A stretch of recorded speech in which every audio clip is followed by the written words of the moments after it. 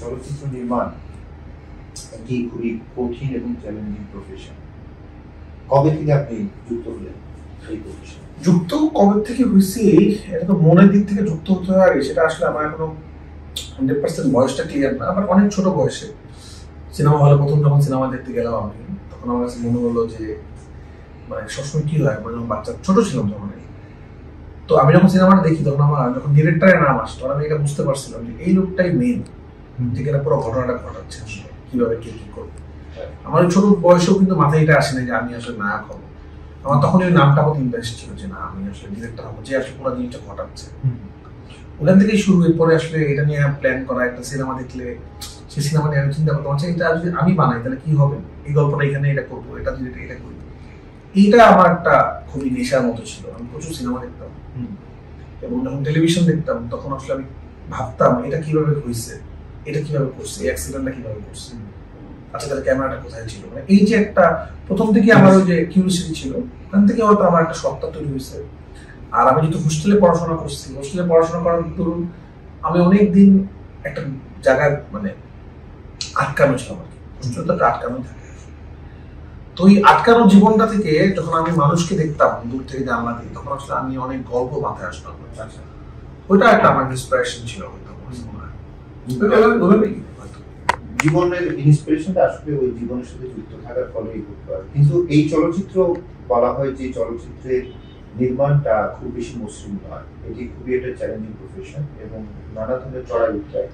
আপনি কবে কোন সন থেকে শুরু যুক্ত হয়েছেন? এটা অনেক কষ্ট হইতে হয়েছে, কারণ আমি যেহেতু মাদ্রাসা ব্যাকগ্রাউন্ড থেকে আসছিলাম, আমি তো আর ফিল্ম নিয়ে পড়াশোনা করতে পারিনি।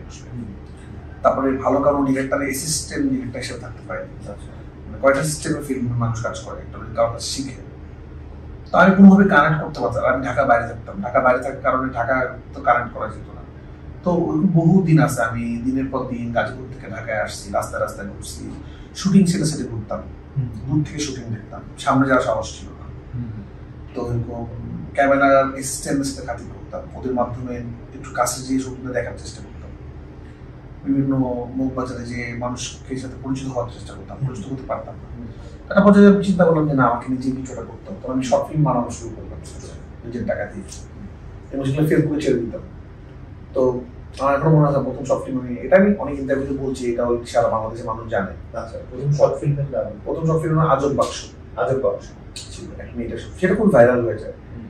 তো এরকম করে অবশ্যই অনেক কষ্ট। ফিল্ম বানানো, গল্প লেখা অনেক সহজ, একটা কাল্পনিক জগতে আমি লিখে ফেললাম। সহজ বলতে বলতে বোঝাচ্ছি, কোনো ক্রিয়েটিভ কাজই সহজ না, মানে গায়ে কষ্ট করতে হয় না, ব্রেনের কষ্ট লাগে। সিনেমা বানানো যে জিনিস শুধু ব্রেন থাকলে হবে না, আপনাকে গায়ে কষ্ট করতে হবে, রোদে রোদে পড়তে হবে, বৃষ্টিতে ভিজতে হবে, পারমিশন নিতে হবে, মারামারি কাটাকাটি অনেক রকমের ঝামেলা। আর বাংলাদেশ যেরকম, আমাদের দেশ তো শুটিং কমফোর্টেবল দেশ না, মানে একটা জায়গায় চাইলে আপনি শুটিং করতে পারবেন না, পারমিশন থেকে শুরু করে খুবই অনেক জটিল প্রসেস। তো এটা একটা চ্যালেঞ্জ এবং জানি, এই জন্য আমার অল্প বয়সে চুল পড়ে গেছে। আমার বয়স খুব বেশি না, বাট আমার ভালো লাগে। আমি হয়তো এটা খুব ভালো পারি একটু। আমি জীবনে যত যা কিছু করছি সবকিছুতেই আমি সেকেন্ড হয়েছি, থার্ড হয়েছি, ফার্স্ট হতে পারি। আচ্ছা, মানে আমার লাইফের মধ্যে কোনো জায়গায় সাকসেসফুল হতে পারিনি, এটা আমি চরম সত্যি কথা স্বীকার করতে আর আসলে কোনো দ্বিধা নাই। আমি কখনো স্কুলে ফার্স্ট হতে পারিনি, অনেক পড়াশোনা করার পরেও একটু সেকেন্ড হয়ে গেছি। যদি আমি এসএসসিতে গোল্ডেন মেডেল পাইছিলাম, কিন্তু ওটা তো আসলে একটা বড় পরীক্ষা। এছাড়া দৌড় প্রতিযোগিতা বলে, কবিতা আবৃত্তি বলে, কোনো কিছুতেই আমি খুব কম, আমার মনে পড়ে কম ফার্স্ট হয়েছে। মানে তথাকথিত সাকসেস যেটা বলে আমি পাইনি, আসলে ব্যর্থই মানুষ ছিলাম। একমাত্র এই ফিল্ম মেকিং এ আমি আজকের থেকে এখন পর্যন্ত যে কটা শর্ট ফিল্ম বানিয়েছি, সেটা হোক ছোট ছবি, সেটা হোক ওটিটি, সেটা হোক সিনেমা হল, আমি ব্যর্থ হইনি। আল্লাহ তাআলার সবকিছু আসলে আল্লাহর ইচ্ছা, আমাকে আল্লাহ ব্যর্থ করে নাই। এইখানে হয়তো আমার জন্মই হয়েছে হয়তো সিনেমা বানানোর জন্য। এটাই আপনার প্যাশন ছিল আমার মনে হয়। সিনেমার মতো বড় কথা, আমি আসলে গল্প বলি, আমার মন যেটা চায় আমি সেটাই আসলে আমি উপস্থাপনা করি। আমার যে গল্পটা বলতে ইচ্ছা করে, আমি একটা কথা বলি, আমি তো আসলে সুপারম্যান না, অথবা আমি দেশের পলিটিক্স করি না, আমি দেশের রাষ্ট্রপতি না, অথবা আমি দেশের প্রাইম মিনিস্টার না, যে আমি বললেই একটা জিনিস হয়ে যাবে বা আমি বললেই মানুষ কথা শুনবে। আমি কি পারি, আমি একটা গল্প বলতে পারি। আমি যেটা ভিজুয়ালাইজেশন করতে পারি, মানুষকে ইমোশনাল করতে পারি, মানুষকে হাসিতে পারি, কাঁদিতে পারি। তা আমি এই গল্প বলার মাধ্যমেই আমার কথাগুলো মানুষের কাছে পৌঁছায় দিই, আমার প্রতিবাদগুলো মানুষের কাছে পৌঁছে দিই। প্রতিটা সিনেমার মধ্যে আমার একটা মানে ভাষ্য থাকে, আমার একটা প্রতিবাদ থাকে, আমার একটা মেসেজ থাকে। তো আমি একটা সিনেমার মাধ্যমে দর্শক দেখে থাকি। তো এটা আমার কাছে কাইন্ড অফ একটা যুদ্ধের মতো লাগে, কখনো কখনো স্বপ্নের মতো লাগে। তো আমি এটা এনজয় করি, আমি এখানেই ভাসি, এখানেই করি। দ্যাটস ওয়াই আমি অনেক বেশি কাজ করতে পারি। আমার এখন পর্যন্ত 2017 সাল থেকে আমি অফিসিয়ালি কাজ শুরু করছি। মানে এর আগে তো নিজেরটা করতাম, নিজে করে। 2018 সাল থেকে বা 17 সাল থেকে আমি আর কি অ্যাসাইন করা কাজ শুরু করছি, মানে প্রডিউসার থাকে আমার কাছে, বড় বড় সিনেমা বানাচ্ছি। 2017 সাল থেকে এখন পর্যন্ত আমি ব্রেক নিয়ে নিব, মানে আমার এক মাসে কোনো ছুটি ছিল না, আছে না যে এক মাস আমি ভ্যাকেশনে আছি ঘুরবো, সেটারও মতো সব সময় আমি পাইনি। তো আমি শুধু সিনেমা বানাই গেছি আসলে। এর বিনিময়ে দর্শকদের অনেক ভালোবাসা পাইছি। এই অল্প বয়সে, এই অল্প কেরিয়ারে বাংলাদেশের মানুষ আমাকে যে পরিমাণ ভালোবাসা দিচ্ছে, এখনো বাংলাদেশের মানুষ যখন দেখে রায়হান রাফি নামটা আসে, তখন তারা বিশ্বাস করে যে না, এটা কিছু একটা হবে। দেখেন, আমার সব কাজ কিন্তু সবার ভালো লাগবে না, এটা স্বাভাবিক। সবার সবকিছু সবার ভালো লাগে না, সবার সব কবিতা সবার পছন্দ না। মানে আজকে রবীন্দ্রনাথের সব কবিতা সবার পছন্দ না, নজরুল সব কবিতা এক একজনের একটা খুব পছন্দ, একটা পছন্দ না, প্রত্যেকটা মানুষের। আমি জানি আমার সব সিনেমা সব পছন্দ হবে না, এক একজনের পছন্দ হবে, এক একজনের পছন্দ হবে না। কিন্তু এই যে মানুষ বিশ্বাস করে আমাকে যে রায়হান রাফি ঠকবো না, অ্যাটলিস্ট ঠকবো না, ভালো খারাপ কিন্তু আপেক্ষিক বিষয়, সেটা আমার কাছে অনেক বড় পাওয়া আসলে অল্প ক্যারিয়ারে, যে মানুষ আমাকে বিশ্বাস করে। আমি বিশ্বাসটা ধরে রাখার জন্যই প্রতি সিনেমা শেষে আরো বড় করে যুদ্ধে নামি, এইবার আরো ভালো করতে হবে।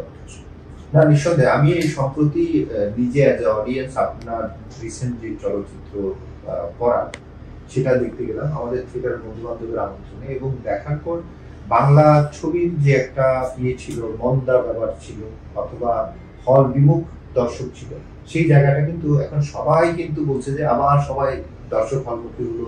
এখনো কিন্তু দেখা যাচ্ছে যে ছবিটার টিকিট পাওয়া যাচ্ছে না দেশের প্রত্যেকটা সিনেমা হলে এসে। আমার মনে হয় যে সেটা অর্থনৈতিক কন্ট্রিবিউশন এবং চলচ্চিত্রের প্রতি মানুষের যে একটা পজিটিভ দৃষ্টিভঙ্গি, সেটা ফিরে এসছে অনেক ক্ষেত্রে। যে মানুষ এই রিসেন্টলি কয়েকটা চলচ্চিত্র দেখার পর ভাবছে যে আমরা পরিবার নিয়ে আবার চলচ্চিত্র দিতে পারি। মানুষের তো একটা ব্রিদিং স্পেস দরকার হয়, এবং চলচ্চিত্রের মাধ্যমে বিশেষ করে আমি নিজেও অডিয়েন্স হিসেবে যখন আপনার ছবিটা দেখলাম, আমি রিয়েলি সারপ্রাইজড।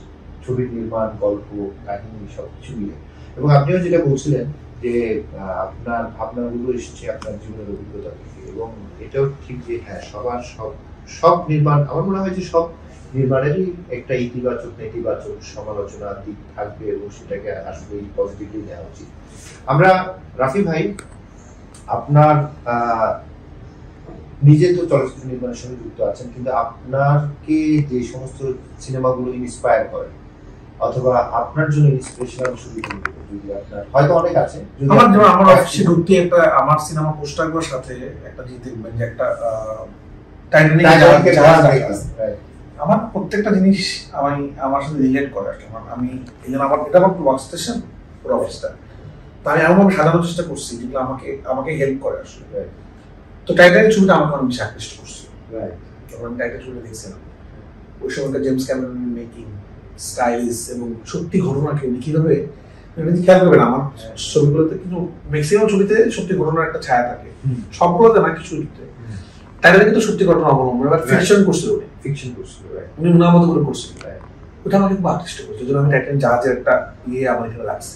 হ্যাঁ, আমি ঢুকে কোনো একদিন যদি আসলে এই টাইটানিক ছবির ডিরেক্টর জেমস ক্যামেরন, উনি যখন বাংলাদেশে আসেন, আমার সাথে কোনো দেখা